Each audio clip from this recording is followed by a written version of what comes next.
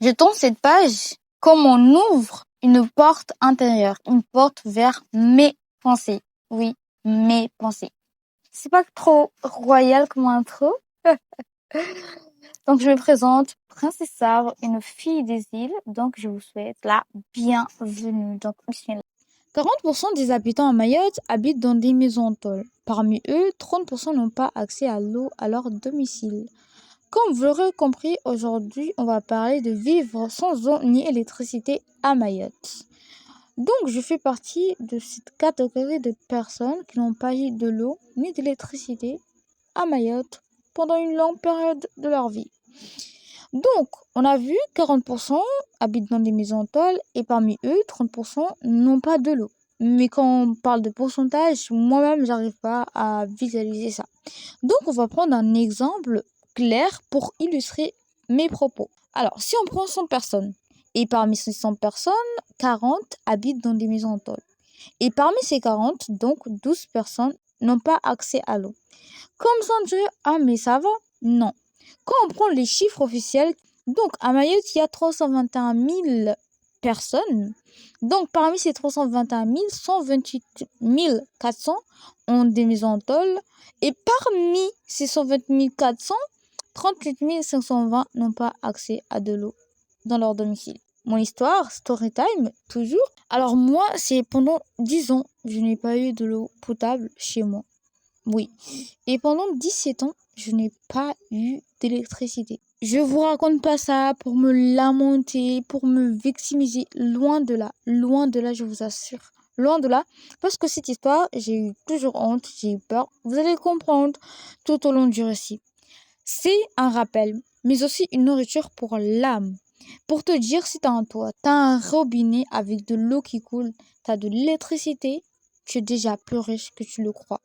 Donc j'espère qu'après ce podcast, tu verras autrement ton robinet et ton interrupteur pour allumer la lumière. Alors moi, j'ai toujours eu honte de cette situation. C'était compliqué. En fait, c'était compliqué de comprendre parce que j'étais jeune.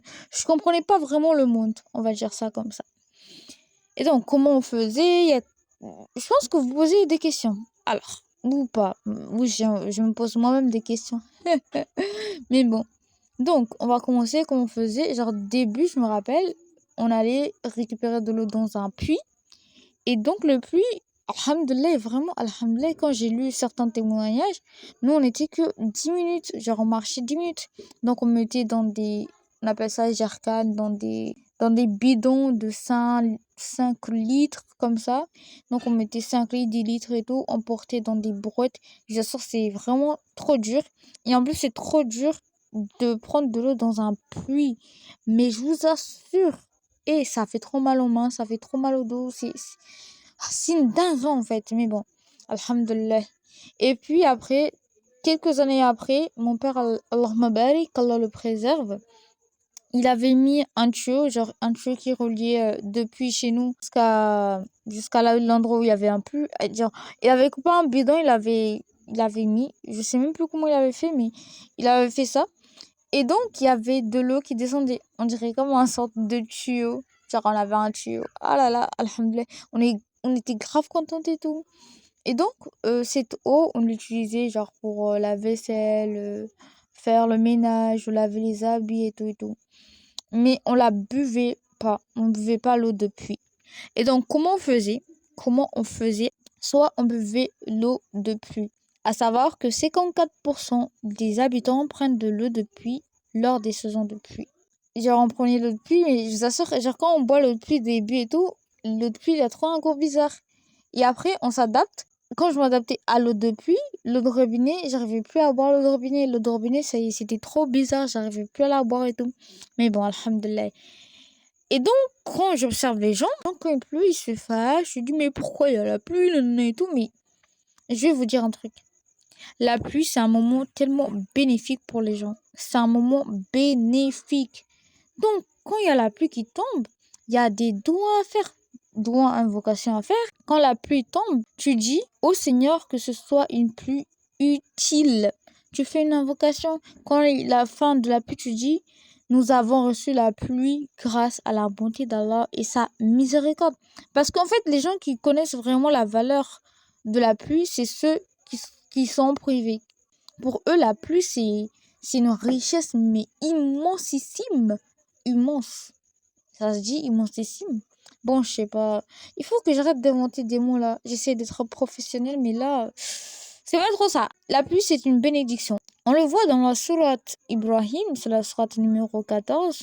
Allah, c'est lui qui a créé les cieux et la terre et qui, du ciel, a fait descendre l'eau, grâce à laquelle il a produit des fruits pour vous nourrir. Il a soumis à votre service les ruisseaux qui, par son ordre, voguent sur la mer. Et il a soumis à votre service les rivières. Dans la sourate numéro 15, et nous envoyons les vents féconds et nous faisons alors descendre du ciel une eau dont nous vous abreuvons et que vous n'êtes pas en mesure de conserver. Dans ces versets, Allah met en évidence le processus par lequel la pluie facilite la vie sur terre. La pluie, c'est une bénédiction. Quand il pleut, c'est tellement un bienfait pour nous. Alors pour d'autres témoignages, pour l'eau, comment ça se passait, j'ai lu d'autres trucs, j'ai lu d'autres témoignages et j'ai vu d'autres choses, comment les gens font pour avoir de l'eau s'ils n'ont pas des robinets ou un robinet chez eux. Il y en a, ils vont aller à des rivières pour prendre de l'eau là-bas, laver leurs vêtements, etc., etc. Mais ici à Petite Terre, il y a pas de rivière. Il y a que ça en Grande Terre. Donc Grande Terre, c'est la grande île. Petite Terre, petite île, parce que Mayotte est composée de 2 îles, si vous ne savez pas. Voilà. Donc, il y a des gens, ils vont aller dans ces rivières pour prendre de l'eau. Mais problème, c'est à cause du réchauffement climatique, il y a moins d'eau dans les rivières. Puis, il y a des gens qui utilisent les bornes fontaines monétiques, couramment appelées BFM ou BFM. Je sais pas trop comment ça se prononce, mais bon. Pour utiliser ces bornes fontaines, il faut être muni d'une carte magnétique qui coûte 19,80 € pour 10 mètres cubes d'eau. En fait, quand moi je vois 10 mètres cubes d'eau, j'arrive pas à le visualiser. Donc, 10 mètres cubes d'eau, ce qui équivaut à 10 000 litres. Imaginez 10 000 bouteilles d'eau de 1 litre. Alors, pourquoi il y a eu l'apparition de ces bornes fontaines monétiques? Parce que vers les années 98 et 2000, il y a eu l'apparition du choléra. C'est devenu un problème de santé publique parce que ça touchait la population et ils ne voulaient pas que le choléra se propage. L'ARS, donc l'Agence régionale de santé, a commencé à financer les bornes fontaines et donc c'est installé par SMAE. SMAE, c'est la Société mahoraise des eaux. Donc ils ont commencé à installer les bornes fontaines.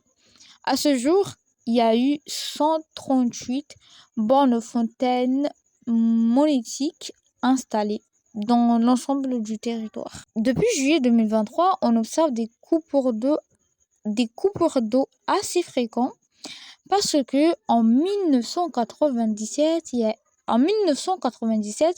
y a eu une sécheresse. Il y a eu une sécheresse vraiment immense.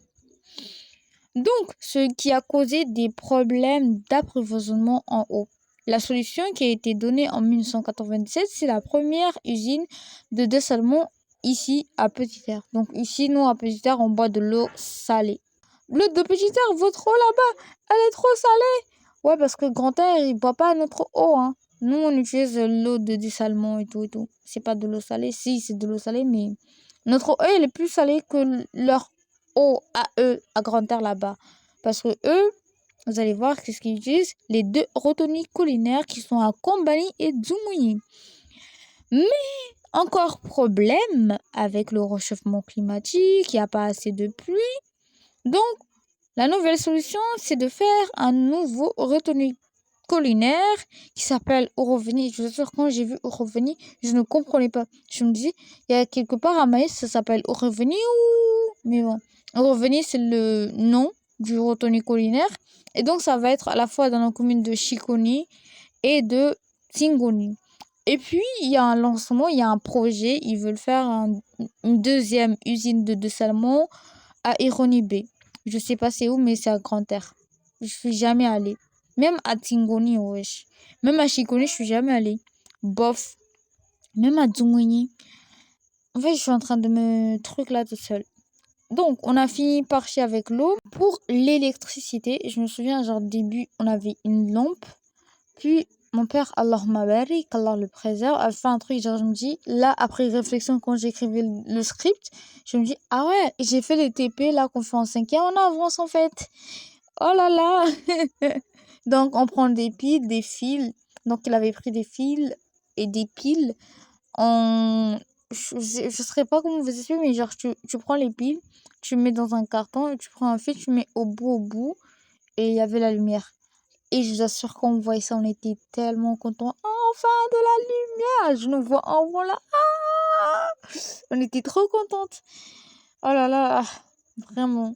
Et puis, on a eu un petit panneau, et puis on a eu de l'électricité pendant quelques temps. Ça n'a pas trop duré. Mais ça a duré le temps qu'il fallait. Et puis, on est revenu au panneau solaire. Et vraiment, alhamdoulilah, parce que je vous assure, ça nous a sauvés lors de Shiloh. Allah, il sait. En fait, Allah, il voit loin que nous, parce qu'Allah, il sait tout. Les panneaux, ils étaient tellement bénéfiques lors de Shiloh. Tout le monde n'avait pas d'électricité. Mais nous, on avait nos panneaux solaires. Donc, ça nous a sauvés. C'était trop bien. Pas Shiloh, non.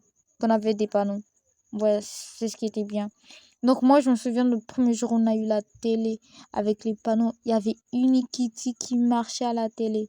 Non, qui passait à la télé. Ça marche pas. Bof. Voilà. Et donc pourquoi j'ai honte? Parce que j'ai honte. J'ai eu honte ou je sais pas, je ne sais pas.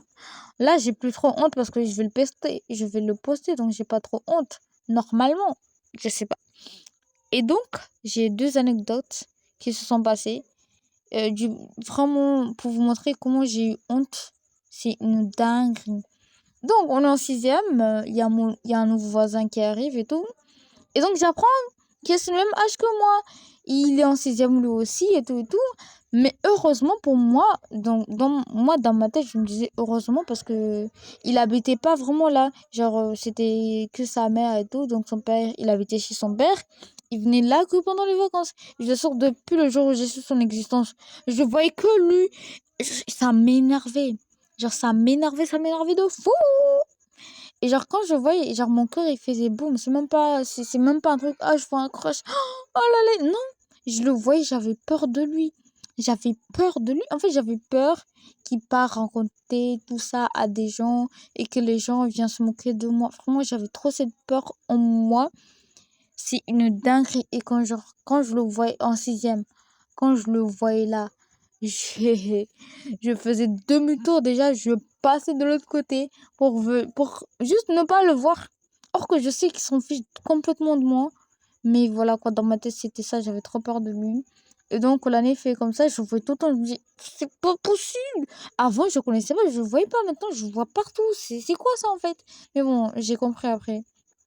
C'est un truc de ton cerveau, je sais pas, il le voit, après il te montre, c'est important. Ah, j'ai trop la flemme de m'attarder dessus, donc on continue. En 5e, c'est la rentrée. Il y avait, c'est période Covid, on avait nos masques et tout, et genre je rentre en 5e, ma prof principale c'est une prof de chimie, donc on est une prof de physique-chimie, donc on est dans une classe de spéciale physique-chimie. Donc là, élève exemplaire, Allahumma barik, je suis devant, assis tout seul, voilà. Et donc là, on est là parce que c'est la rentrée, les gens viennent goutte à goutte. Là, je vois quoi? Les gens viennent et je vois lui et son groupe de potes. Je me dis non, il va pas venir là s'il est rentré. Je me dis, ouais, mais pourquoi il est là en fait? Je me dis, mais pourquoi t'es là? Et donc, il part s'asseoir derrière. Et genre, il part s'asseoir derrière. Moi, je dis, ah, c'est bon, alhamdoulilah. Il est derrière et tout. Non, je sais même pas comment je sors, je sais pas comment, je me souviens pas pourquoi. Mais la prof l'a déplacé. Et à me déplacer à vie devant. La prof l'a déplacé. Oh! La prof l'a déplacé où? La prof l'a déplacé où? La prof l'a déplacé devant. Et genre, il s'est assis à côté de moi. Je me suis dit, ça y est, je suis foutue. J'avais tellement honte, j'avais peur, je vous assure. Premier jour, on marquait une feuille et tout. Est-ce que vous avez de l'électricité? Est-ce que vous avez de l'eau? Est-ce que vous avez un wifi? Vous avez un ordinateur? Ce genre de questions. Je sais même pas pourquoi nous poser ce genre de questions de base. Bof. Et genre là, moi, je dis, oh là là. Après, genre, je pense dans ma tête, oh, Miskin, il est en train de te dire, oh là là, pauvre fille, en fait. Ah, est-ce qu'elle va mentir ou elle va dire la vérité? Ah là là, il n'y a pas d'eau en fait. T'as pas d'eau. T'as pas d'électricité. Genre, je me voyais trop ça dans ma tête. C'était un truc de dingue. En fait, je savais pas quoi mettre. Je me demandais soit je mets oui, électricité, or que il sait que non, et donc il va se moquer de moi. En fait, je me faisais des scènes de ouf. Mais bon, voilà. Voilà, ça se termine là. Et donc, deuxième fois, c'est encore lui. On était en TP. Et je voulais ouvrir je sais même pas ce que je faisais. On devait laver des béchères ou un truc comme ça. Je sais pas. Je sais pas. Et donc, j'ouvre. Et l'eau, elle explose. Genre, l'eau se met partout dans la table. J'avais tellement honte. J'avais tellement honte, je vous assure. J'avais honte. Et genre, je me disais, il est en train de se dire, masquine, pauvre meuf. En fait, elle sait même pas utiliser le robinet parce que quoi? Parce que la pacha chez elle. Oh là là, masquine. Genre, je me faisais trop des vues. J'étais là, je voulais pleurer, je vous assure. Et donc là, je me souviens de la robe que j'avais mis. En fait, en fait, moi, je me souviens pas tellement quand j'étais au collège et tout, mais il y a des souvenirs qui sont marqués, qui sont restés. En fait, je sais pas. Et donc, je me souviens, j'avais une robe bleue et j'avais un pantalon, ne vous inquiétez pas. Donc, j'ai monté ma robe. Je voulais nettoyer l'eau. Après, mon frère m'a dit, t'inquiète, t'inquiète, on va nettoyer, prends un sopalin. Je sais même pas les produits qu'il y a eu là. Donc, t'inquiète. J'avais tellement honte. Mais tellement honte, je vous assure, je voulais pleurer. J'étais au bout de ma life et tout. Or que j'en suis sûre qu'ils s'en foutent de moi. Ils s'en foutaient de moi. Même mon existence, ils savaient même pas que j'existe. Mais juste moi, je me faisais des films. C'est tout. Donc là, j'ai dit films, on va parler des films. Donc il y a des séries populaires, Saloni, Zoya, j'en sais rien, des films comme ça. C'est même pas des films, c'est des séries indiennes qui ont été très populaires ici à Mayotte. Et tout le monde en parle. Et quand il y a ce genre de discussion, les films cultes, les films qui ont eu dans le passé, moi je suis là. Moi je les ai pas vus. Hein. Après, genre, moi je dis, genre, si genre on me pose la question, je dis, moi j'ai pas vu ça. Mais t'as pas eu d'enfance! Avant, j'aimais pas cette phrase, hein. Mais après, maintenant, je m'en fous. Voilà, on s'en fout, je m'en fous. Mais genre, oh, t'as pas eu d'enfance! Oh, t'as raté ton enfance! Moi, je vous dis, votre truc là, faites attention parce qu'il y a des gens, moi je sais avant ça me touchait un peu, mais maintenant je m'en fous. Est-ce que je peux dire je m'en fous comme ça? Je sais pas. Mais genre maintenant je suis passée outre. Voilà. J'essaie de parler un peu soutenu, mais c'est trop dur. Bof, continuons parce que là j'ai trop la flemme de faire du montage de cut. Donc on va juste parler. Donc les séries comme ça, moi je les ai pas vues parce que j'ai pas eu la possibilité de les voir et tout. Et j'ai voulu les revoir, mais je vous assure ça m'ennuie tellement. Et en plus ça m'ennuie des séries de 216, 280, 300 épisodes comme ça. Et pour aller où? J'ai pas le temps. Je me suis dit, ça y est, j'abandonne. Je vais pas revoir des trucs qui datent pour avoir les refs. Non, je m'en fous. Je vais être comme ça. J'ai pas regardé quand j'étais petite et c'est tout, c'est tout. Et voilà, Allah m'a préservé et alhamdoulilah, c'est tout. Mais un jour, tout bascule pour un bien. Mais à l'époque, on voyait pas ça comme un bien. Je vous assure. Donc, qu'est-ce qui se passe? Qu'est-ce qui arrive? On est en 2023 et là, Wambushu. Alors, vous allez me dire, c'est quoi ça encore, Wambushu? Wambushu, ça veut dire reprise en main. C'est une opération policière française qui visait à expulser les étrangers en situation irrégulière, à détruire les bidonvilles et à lutter contre la délinquance qui a augmenté depuis ces derniers temps, lancée par le ministre de l'Intérieur, Gérard Darmanin. Alors cette opération va débuter le 23 avril 2023, fin du Ramadan. L'objectif était la destruction de 1200 maisons et d'expulser 20 000 personnes en 2 mois. Le bilan final, c'est qu'il y a eu 650 destructions et pas de chiffre exact pour le renvoi des personnes. Alors, dès le début de cette opération, que je trouve un peu... Je trouve pas la logique de ça. Même si, voilà, la logique, elle est là, leur logique à eux. Mais franchement, en fait, pour moi, je trouve que c'est plus un frein pour tout le monde. Alors, qu'est-ce qu'ils ont fait, en fait? Ils ont fermé les mairies, certaines mairies. Ils ont fermé certaines urgences. Ils ont fermé certaines écoles. Et même la barge. La barge, c'est comme un ferry. Ça relie Petit Air à Grand Air. Ils ont même fermé ça. Mais c'est vraiment un recul économique. Je me suis pas trop penchée sur ça, mais c'est catastrophique. Ils ont même fermé, ils ont limité les urgences au centre hospitalier de Mayotte, donc CHM. Même ça. En fait, leur but, c'était que la population étrangère n'accède pas à ces services. Donc, ça a installé quoi? Ça a installé un climat de peur. En fait, pour le truc d'école, ils ont fermé les écoles. Pourquoi faire? Mais pourquoi faire en fait? Dites-le moi. Sachant que 58% sont en situation d'illettrisme ou d'analphabétisme à Mayotte. Donc, pourquoi encore? En fait, je sais pas, mais ça y est. Alors, l'État a proposé des solutions d'hébergement. Ils n'étaient pas adaptés, loin des écoles initiales. Bah, on va parler de moi bientôt, donc vous allez comprendre. Lieu de travail et souvent, c'était temporaire. Donc, la plupart ont refusé, comme moi, comme nous. Et seulement une personne sur quatre a accepté ce logement qui durait 6 mois. Oui, 6 mois. Alors comment moi je l'ai vécu? Donc ça a commencé, ils sont venus, la police sont venus. En fait, le truc qui s'est passé, vous verrez dans le vlog, Inch'Allah, c'est que moi j'habite comme ça, on marche à peu près 5 minutes, je crois. 5 minutes, ou moins, ou plus. Et tu vois, je vais voir si la marée... En fait, il y avait une zone quadrillée et tout, donc c'était protégé, mais genre si tu ouvres une porte et tu descendais, il y avait une zone où la marée, elle pouvait monter. Donc on allait se baigner là, c'était... En fait, à l'époque, je voyais pas ça comme la belle vie, mais aujourd'hui, je me dis, c'était trop bien, c'était trop, trop bien. Et donc, c'était là, donc, il y avait que cette zone, genre nous, nos voisins qui étaient là. Donc, toute cette zone-là, c'est nous, on était les seuls à être marqués parce qu'ils étaient venus avec leurs bombes marquées avec des numéros. Et leurs bombes, c'était des chiffres avec une couleur rose. J'aurais pu être dégoûtée du rose, mais c'est ma couleur préférée. Donc, ils ont numéroté nos maisons et tout, et tout, et tout. Il y avait que des va-et-vient, que des va-et-vient de police, que des va-et-vient, je vous assure, à nous faire signer des trucs. Il y avait plein de papiers et tout. Et donc, il y avait que cette zone qui allait être détruite. Les gens qui étaient en haut, eux, non. Il y avait que cette zone-là où on était. Mais après, moi, j'ai dit, Alhamdoulilah. Alhamdoulilah. Alors, c'est pourquoi il nous a fait sortir là-bas. Et tant mieux. Vous allez voir pourquoi, tant mieux.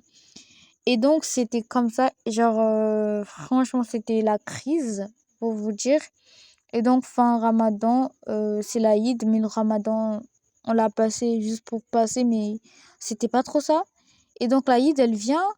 On sait que l'Aïd, elle vient, mais ça va annoncer le début de la destruction. Et donc, je passe le pire Eid de ma vie. Pire Eid, je dirais pas pire Eid, je passe la Eid. Mais cette Eid fait partie de meilleures Eid que j'ai eues. C'est une dingue, mais soit parce que c'était la première fois lors de la Eid que je sortais. On est en 2023. C'est la première fois lors de la Eid je sors chez moi. Je sors pour aller manger. Et en plus, je sortais avec des amis. Parce que franchement, je me souviens pas que j'ai eu des amis auxquels je suis sortir lors de la Eid. J'ai pas ce souvenir-là. Et donc, pour moi, c'était la première fois et c'était très beau. Ça fait partie de mes top Eid que j'ai eu de ma vie. Donc, certes, oui, il y avait cette épreuve de Wambushu, Nana et tout, mais j'ai passé une meilleure Eid. Et puis, vraiment, les plans d'Allah sont les meilleurs. Et au dernier moment, je vous assure, au dernier moment, on a eu un logement. On a eu un logement. Et donc, j'étais pas là lors de la déconstruction, si on peut appeler ça comme ça. Mais aujourd'hui, il n'y a rien, c'est tout rasé. Il n'y a que la végétation qui monte. Et voilà quoi. Mais cette épreuve était bénéfique. Il fallait qu'on passe ça. Parce qu'après, on a eu un chez moi. Et ce chez moi, je peux enfin ouvrir un robinet avec de l'eau. Genre, j'ai un robinet chez moi. Alhamdulillah Rabbil Alamin. Alhamdulillah. Vraiment, c'est C'est une richesse, mais Allah Akbar. En fait, cette épreuve m'a fait comprendre un verset qui est dans la sourate Al-Baqarah. C'est le verset numéro 216. C'est Or, il se peut que vous ayez de l'aversion pour une chose alors qu'elle vous est un bien. Et il se peut que vous aimez une chose alors qu'elle vous est alors qu'elle vous est mauvaise. C'est Allah qui sait alors que vous ne savez pas. Voilà, voilà. Alors, j'espère que cet épisode vous aura plu et que vous allez voir l'interrupteur, le robinet autrement. J'ai vraiment aimé le tourner. J'espère que j'aurai le courage de le poster. Et donc, en fait, j'aime trop ce travail du podcast parce que je fais des recherches, je cherche des trucs, je cherche des choses. Et vraiment, j'apprends moi-même, j'apprends des choses, tous ces trucs. J'ai lu beaucoup de choses sur des rapports, des articles. Trop ce monde, genre, j'aime trop ce monde faire des recherches, faire des trucs, mettre la religion, mettre mes story time et faire un truc beau. C'est comme un rêve que j'avais, c'est d'être journaliste. Il fut un temps, je voulais être journaliste. Et c'est comme si je le faisais. Et raconter cette histoire de mon passé, que j'ai pas eu d'eau, que j'ai pas eu d'électricité. J'ai toujours rêvé de faire ça. Je me voyais un jour écrire un livre je sais pas, et je me fais inviter. Écrire un livre, c'était période Wattpad. Écrire un livre, je me fais inviter, je sais pas, maître première, ou je regardais trop ça commence aujourd'hui pour raconter mon histoire et j'aimais trop ça. Et je me dis, un jour, je vais raconter cette histoire. Et bah, ce jour-là, c'est moi qui veux raconter moi-même. On m'a invité nulle part, je suis montée nulle part, mais pour moi, ça y est, je vais la raconter, j'ai envie de la raconter, c'est tout. Voilà. Donc, j'espère que ça vous aura plu. C'est un peu long, mais voilà, j'avais trop de choses à parler. Et voilà quoi. Sur ce, bah, qu'Allah vous facilite et croyez en vous, croyez en vos capacités. Les plans d'Allah sont les meilleurs et ces épreuves, ils sont là pour une bonne raison. Salam alaikum!